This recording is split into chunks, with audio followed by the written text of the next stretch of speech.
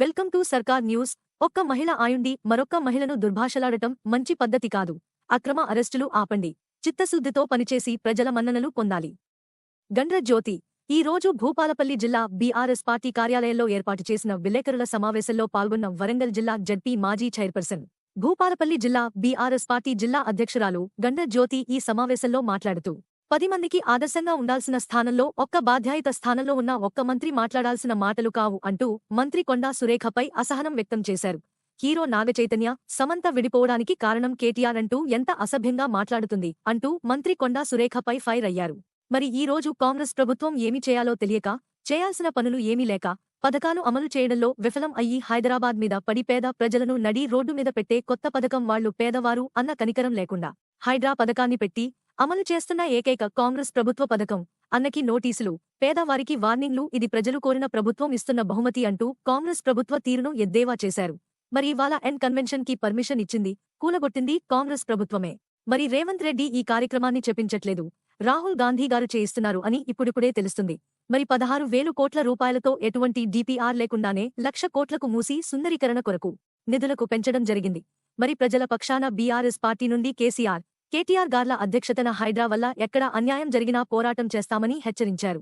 ఏ ప్రభుత్వం అధికారంలోకి వచ్చినా, ఎవరూ వచ్చిన ప్రజలకు మేలు జరిగే పని, ప్రాంతాలకు మేలు జరిగే పని చేస్తే ఎవరైనా హర్షిస్తారు. కానీ కాంగ్రెస్ పార్టీకి తెలియదు. ఇవాళ ఉన్నటువంటి ముఖ్యమంత్రి రేవంత్ రెడ్డికి అంత తెలుసు. హైదరాబాద్లో ఎక్కడ ఏ పని చేస్తే డబ్బులు వస్తాయి, ఎక్కడ ఏమి చేస్తే లబ్ధి పొందవచ్చు అని అన్నీ తెలుసు. మరి ఒక్క రియల్ ఎస్టేటర్గా, బ్రోకర్ గిరి చేసిన వ్యక్తిగా ఆయనకు బాగా తెలుసు. కేసీఆర్ గారు 10 సంవత్సరాలలో తెలంగాణ రాష్ట్రంలో ఎక్కడ ఏ లోటు లేకుండా అన్ని అభివృద్ధి, సంక్షేమ కార్యక్రమాలు చేపట్టి ప్రజలకు ఇబ్బందులు లేకుండా చేసిండు. మరి ఈనాడు అధికారంలోకి వచ్చిన కాంగ్రెస్ పార్టీ ప్రభుత్వం ఏమి చేయాలో అర్థం కాక పిచ్చి పిచ్చి మాటలు, కార్యక్రమాలతో కాలం వెళ్లదీస్తున్నారు అని అన్నారు.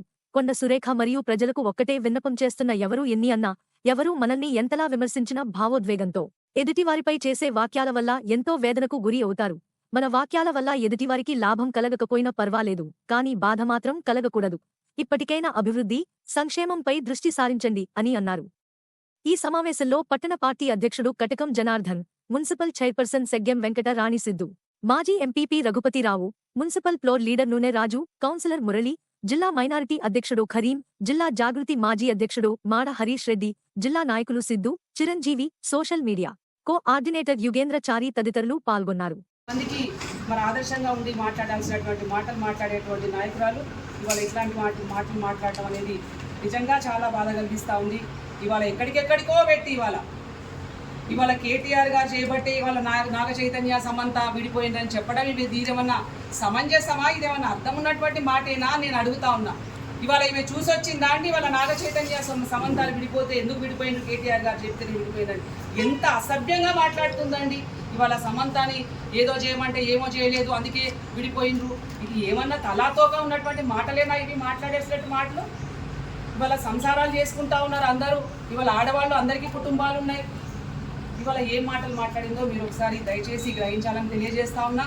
మరి అదేవిధంగా ఇవాళ ప్రభుత్వం, ఇవాళ కాంగ్రెస్ ప్రభుత్వం ఏం చేయాలనో తోచక, ఏం చేయాలనో చేయాల్సినటువంటి పనులు లేక, ఇచ్చినటువంటి హామీలు నెరవేర్చక, ఇవాళ మరి పెన్షన్లు 4,000 పెన్షన్లు, తులం బంగారం, రైతు భరోసా కింద మరి 7,500, 15,000 రూపాయలు ఇస్తాం. ఇవాళ మరి రైతు కూలీలకు ఇస్తాం, అన్ని ఇస్తామని అన్ని మాయ మాటలు, దొంగ మాటలు చెప్పింది. ఇవాళ 10 నెలలు అయిందండి ఇవాళ అధికారంలోకి వచ్చి. ఇవాళ ఏం పనులు చేసిండ్రండి? రైతు భరోసా లేదు, రైతు బంధు లేదు, రైతు బంధునే రైతు భరోసా అన్నారు. ఇవాళ తులం బంగారం లేదు, ఏది లేదు. ఏమీ లేకుండా ఇవాళ ఏం చేస్తూ ఉన్నారు? ఇవాళ హైదరాబాద్ మీద పడ్డారు. ఎందుకంటే హైదరాబాద్లో గెలిచినటువంటి ఎమ్మెల్యేలందరినీ లాగాలని చూసిండ్రు. ఎక్కడ కూడా ఎవరు రాలేదు. రాకపోయేటప్పటికి ఇవాళ ఏం చేయాలో అర్థం కాక ఇవాళ కొత్త సినిమా ఒకటి పెట్టుకున్నారు, హైడ్రా అనే సినిమా. ఈ హైడ్రా అనేది మొదలుపెట్టి ఇవాళ ఆ హైడ్రాతోని మరి ఇవాళ హైదరాబాద్లో ఉన్నటువంటి మూసీ నది ఒడ్డులో ఉన్నటువంటి అందరినీ కూడా ఇవాళ పేద ప్రజలందరినీ కూడా ఇబ్బంది పెట్టేటువంటి కార్యక్రమం ఇవాళ తీసుకు. భర్త క్యాన్సర్ పేషెంట్, భార్య ఇవాళ మేము ఎక్విప్మెంట్ తీసుకుంటాం, మేము ఇవాళ మినరల్ వాటర్ ప్లాంట్ పెట్టుకున్నాం, నడిపించుకుంటున్నాం, 4 పైసలు సంపాదించుకుంటున్నాం అంటే ఇవాళ వాళ్ళని ఒక నిమిషం కూడా టైం లేకుండా కూలగొడతారు. ఇవాళ పిల్లలు పుస్తకాలు తీసుకుంటామంటే ఆకుండా కూలగొడతారు. అంటే నేను ఎందుకు చెప్తున్నా అంటే దయచేసి వాళ్ళ ఒకటే, ఏ ప్రభుత్వం వచ్చినా ఎవరు వచ్చినా ప్రజలకు మేలు జరిగే పని, ప్రజలకు మంచి జరిగే పని, మరి ప్రాంతానికి అభివృద్ధి జరిగే పనులు చేస్తే ఎవరైనా హర్షిస్తారు. కానీ ఇవాళ కాంగ్రెస్ ప్రభుత్వం ఆ పని చేయట్లేదు. ఇవాళ ఏమీ లేదు. ఇవాళ ఉన్నటువంటి రాష్ట్రంలో ఉన్నటువంటి ముఖ్యమంత్రి గారు నడిపించేటువంటి వారికి అంతా తెలుసు. హైదరాబాద్లో ఎక్కడ ఏం చేస్తే ఎక్కడ డబ్బులు వస్తాయి, ఎక్కడ ఏం చేస్తే ఎట్ల నుంచి పోవచ్చు. ఎందుకంటే రియల్టర్ బాగా ఇక్కడ అక్కడ బ్రోకర్గిరి చేసినటువంటి వ్యక్తి కాబట్టి ఇవాళ ఆయనకు బాగా తెలుసు. కాబట్టి ఇవాళ ఏమీ లేదు. కేసీఆర్ గారు గత ప్రభుత్వంలో తెలంగాణ సాధించిన తర్వాత 10 సంవత్సరాలలో ఎక్కడ కూడా లోటు లేకుండా తెలంగాణ రాష్ట్రాన్ని అన్ని విధాలుగా అభివృద్ధి పరిచి ఇవాళ మొత్తం తెలంగాణ రాష్ట్రం మండలాలు జిల్లాలు అన్నీ కూడా కొత్త జిల్లాలు చేసి కలెక్టరేట్లు మెడికల్ కాలేజీలు మరి ఇవాళ అనేకమైనటువంటి కార్యక్రమాలు చేసినాం. కానీ ఇవాళ ఏం చేస్తారో తెలియక ఇట్లాంటి కార్యక్రమాలు చేస్తూ ఉన్నారు. మరి కాబట్టి దయచేసి ఇవాళ మీ ద్వారా మేము తెలియజేసేది ఒకటే, ఇవాళ కేటీఆర్ గారు కానివ్వండి, మా పార్టీ పక్షాన ఉన్నటువంటి వాళ్ళమందరం కూడా తప్పకుండా ఇవాళ పేద ప్రజల పక్షాన ఉంటాం. మా పార్టీ ఇవాళ చాలా బలంగా ఉంది. ఏదో ఇప్పుడు ఆయన అనుకుంటా ఉన్నాడు మొత్తం అద్దాల రంగుల మయంగా అనిపిస్తూ ఉన్నది అక్కడ. కానీ వాళ్ళు అక్కడనే చూస్తూ ఉన్నాం. ఇవాళ మంత్రులకు కానీ ముఖ్యమంత్రికి కానీ ఎవరికి కూడా సత్సంబంధాలు లేకుండా ఎవరి ఇష్టానుసారంగా వాళ్ళు మాట్లాడడం, ఇట్లాంటి కార్యక్రమాలు కూడా జరుగుతూ ఉన్నాయి. ఇవాళ దయచేసి ఇవాళ 1,50,00,000 కోట్లు పెట్టి ఇవాళ మూసి ప్రక్షాళన చేసడం కంటే ముందు ఇవాళ ఇచ్చినటువంటి హామీలన్నీ నెరవేరుస్తూ మరి వాటితో పాటు ముందుకు పోవాలని సందర్భంగా తెలియజేస్తా ఉన్నాం. ఇవాళ అది చేతగాక ఇవాళ ఇష్టం వచ్చినట్టు మా నాయకుడి మీద ఇవాళ కేటీఆర్ గారిని మరి బదనాం చేయాలి, ఏదో ఒక రకంగా మాట్లాడాలి అని మాట్లాడితే బాగుండదు. ఒక మహిళగా ఇవాళ మరి కొండా సురేఖ గారు మాట్లాడిన దాన్ని తీవ్రంగా ఖండిస్తా, వెనక్కి తీసుకోవాలని సందర్భంగా తెలియజేస్తా ఉన్నాం. ఎందుకంటే యథా రాజా తదా ప్రజ, ఎవరికి ఏ ఆలోచనలు ఉంటాయో ఆ ఆలోచనలు మన వ్యక్తపరుస్తూ ఉంటారు. ఇవాళ మరి ఆమె మాట్లాడినటువంటి మాటలు ఇవాళ మరి తీసుకున్నట్టయితే ఏమి ఆమెకు మనసులో ఉన్నాయో అవే మాటలు వస్తాయి. కాబట్టి మేము తలుచుకుంటే ఇంకా మాట్లాడాల్సి వస్తుంది.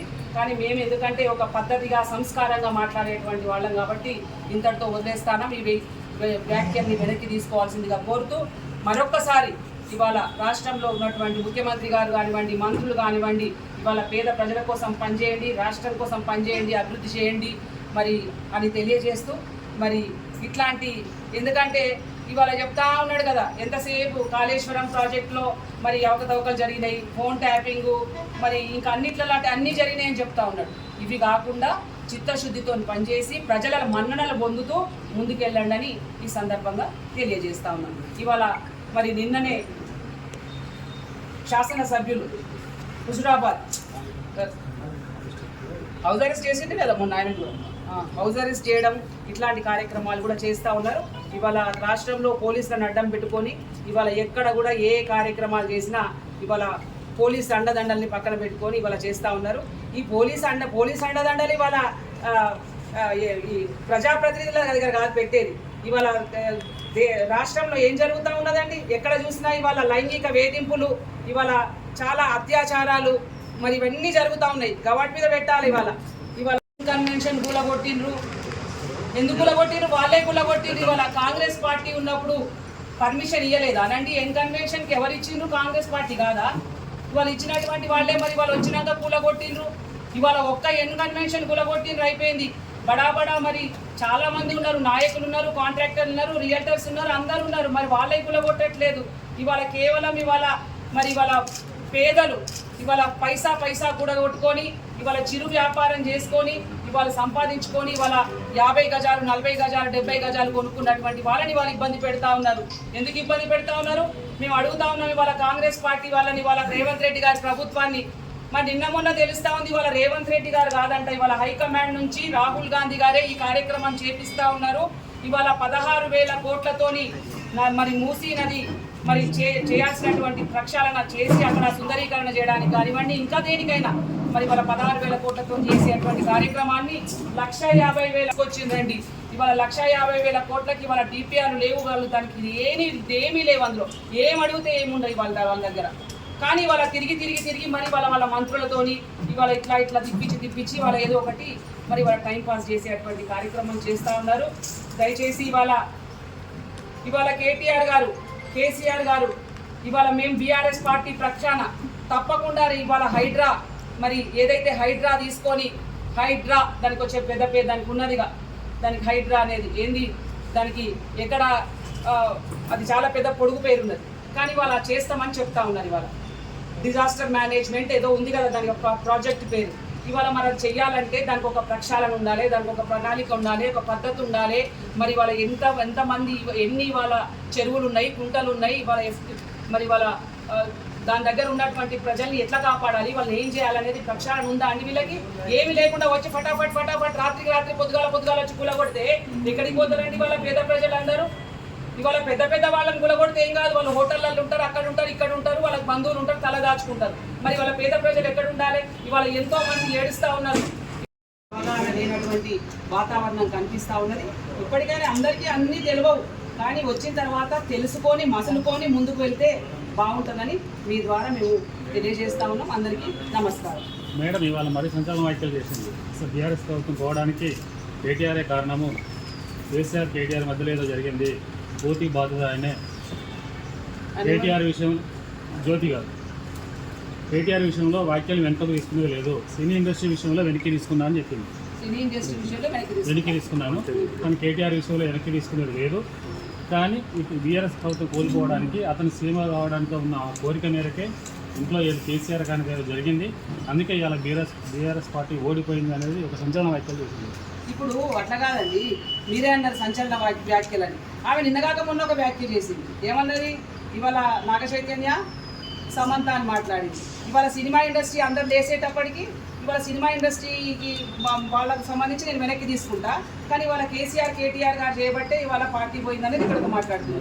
అంటే అయితే ఇది అవుతుంది, లేకపోతే ఏదో ఒకటి ఇట్లనే కావాలి. ఎందుకంటే ఇవాళ వృత్తే అది కదా. ఇవాళ ఏదో ఒకటి సంచలనమైనటువంటి వ్యాఖ్యలు చేయడం, తెర మీద ఉండటం, మాట్లాడటం, వినిపించుకోవటం. ఇవాళ ఆమె చూసి వచ్చిందా అండి కేటీఆర్ గారు చేయబట్టే పార్టీ పోయిందని? నేను 5 ఏళ్ళు బీఆర్ఎస్లో ఉన్నాను. హైదరాబాద్ మీద పడుతున్నారు ఇప్పుడు వాళ్ళు.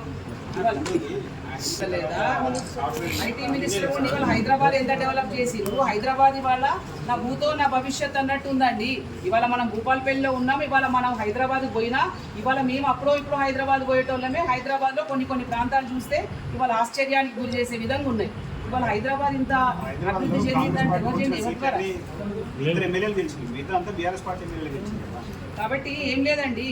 మీరు అన్నటువంటి సంచలనమైనటువంటి వ్యాఖ్యలు చేసేటువంటి ఇప్పుడు ప్రజెంట్ గత మినిస్టర్, ఇప్పుడు ప్రజెంట్ ఉన్న మినిస్టర్ గారికి ఆమెకు సంచలనం చేయడం మాకు అలవాటు, ఆమె సంచలనం చేయించుకోవడం కూడా మాకు అలవాటు. అంటే నేను కూడా బీఆర్ఎస్లో 5 సంవత్సరాలు ఉన్నాను, నాకు అంతా తెలుసు.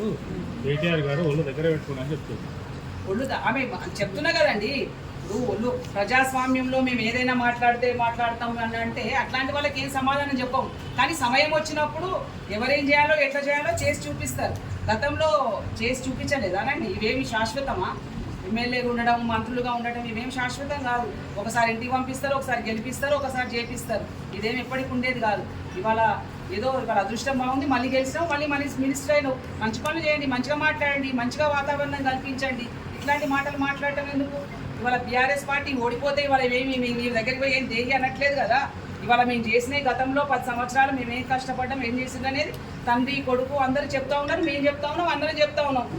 మళ్ళీ ప్రజలు మమ్మల్ని ఆశీర్వదిస్తే మళ్ళీ ముందుకు వస్తాం.